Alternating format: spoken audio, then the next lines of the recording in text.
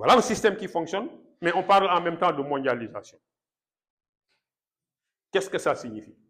Vous voyez ces flux-là, ces échanges. C'est l'intensification de la circulation de l'argent, des marchandises, vous suivez bien, et de la culture. C'est le processus de leur intensification. C'est ça qu'on appelle la mondialisation. En français, les mots qui se terminent par sion, substantif, traduisent un processus. Donc la mondialisation, c'est le processus par lequel on assiste à une accélération des flux financiers, économiques et culturels. C'est clair? Spécifiquement, quand c'est le flux financier, les gens parlent de globalisation. Quand il s'agit des autres flux, les gens utilisent souvent le terme mondialisation pour faire un peu une différenciation. Mais sachez que la mondialisation n'est rien d'autre que l'accélération des échanges financiers, économiques et culturels au niveau mondial. Et ces échanges qui accélèrent, vous comprenez? C'est dû à quoi? Qu'est-ce qui est à l'origine de l'accélération de ces flux au niveau mondial?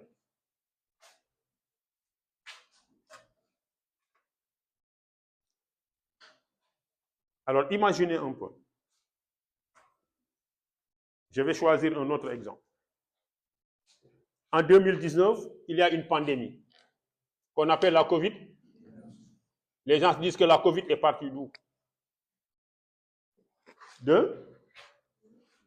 De Chine. En une semaine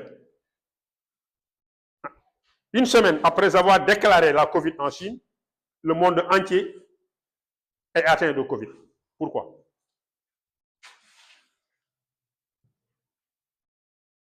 Selon vous. Un virus apparaît en Chine, en une semaine, le virus devient une pandémie mondiale. Pourquoi? C'est la rapidité avec laquelle les hommes se déplacent, la rapidité avec laquelle les marchandises se déplacent. Et comme il y a échange et rapidité des flux, ce qui apparaît en Chine en moins d'une semaine atteint le monde entier. Ça, c'est une des manifestations de la mondialisation. Et si ça c'est possible, c'est parce que les moyens de transport, vous comprenez, sont devenus des moyens de transport extrêmement rapides. Les moyens de télécommunication, vous avez tous des smartphones, vous avez des ordinateurs. Ce qui se passe aux États-Unis, à l'instant T, vous êtes là, vous pouvez le voir. C'est clair? Et c'est pourquoi les médias deviennent un moyen de communication et les moyens deviennent extrêmement sophistiqués parce que ça permet d'influencer la culture mondiale. La façon de penser, de voir les choses. Quand vous êtes dans TikTok, dans les réseaux sociaux ou quoi que ce soit, vous comprendrez que ça va d'une manière exceptionnelle. Celui-là, c'était mon élève, il est journaliste. Il m'a mis un micro. Il est en train de prendre mon cours. À l'instant T, quelqu'un qui est en France, aux États-Unis, pour savoir qu'est-ce qui est en train de se dire. C'est une accélération des échanges et des flux culturels. Donc, les vecteurs et les facteurs de cette mondialisation, vous devez les chercher dans les moyens de communication, les moyens de transport. Vous comprenez? Tout ça contribue à l'accélération des échanges au niveau mondial.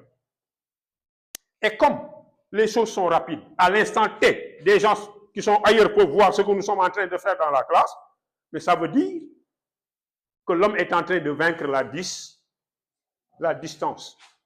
La distance n'existe plus. Dans le système et dans la mondialisation, c'est le processus de réduction progressive des distances et qui rapproche les différents espaces. De telle sorte que les espaces sont obligés de s'influencer mutuellement.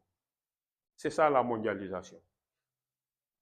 Vous voyez que je ne vais pas segmenter la leçon. Facteur de la mondialisation, moyen de la mondialisation, ceci, non, c'est un tout qu'il faudrait comprendre d'une manière extrêmement globale et ça devient très clair. C'est bon ce que je dis? Et ça, ce sera la leçon d'introduction qui va préparer tout ce qui reste durant l'année. Question?